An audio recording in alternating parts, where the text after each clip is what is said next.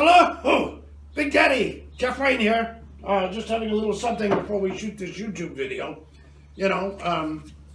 Listen, Dan Rather. There's a movie about Dan Rather called The Truth.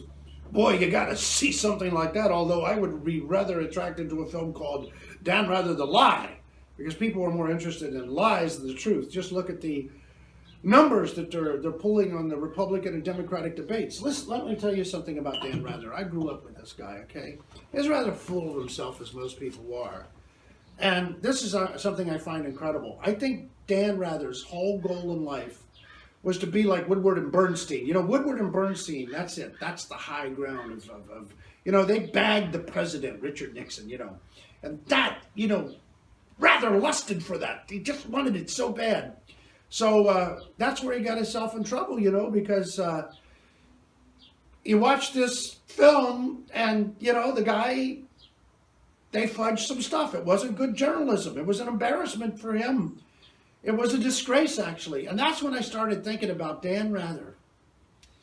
I have two thoughts of Dan Rather. One was when I would watch his television broadcast and he would end it with going, "Courage." And I'd go, what's he talking about? What's this guy doing? Give us the news. We don't need a pep talk from you. Some punk from Texas. Courage. Listen, Walter Cronkite had the ultimate sign-off, and that's the way it is. Walter Cronkite. And so Dan wanted to imitate him with his... It's like when Jay Leno used to do the guitar thing, try and imitate Carson doing the golf swing. All these guys think, I need some tag to stick in the public's mind. Courage. Anyway. What I'll never forget about Dan Rather is when Richard Nixon died. And there was like 25,000 people showed up to his funeral. People were waiting 6 hours in line to pay their respects to the former president. And you could tell Rather was absolutely befuddled. He couldn't... And he would end every one of his little segments with going, "But we must never forget the disgrace of Watergate." Doesn't matter. Every time he talk about the 25,000 people, they're talking to people in line. These people love Richard Nixon. But as much as he would talk about that, he'd always go, "We must remember his career ended in disgrace." But then again, like some beautiful play or movie, look how Dan's career ended. In disgrace.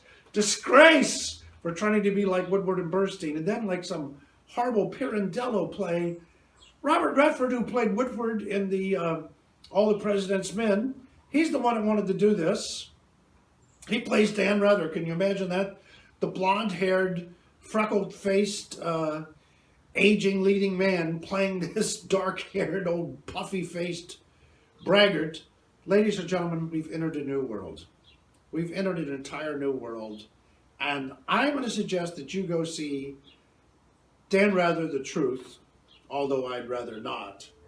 But if you want to go see it, I've only got one word for you. Courage.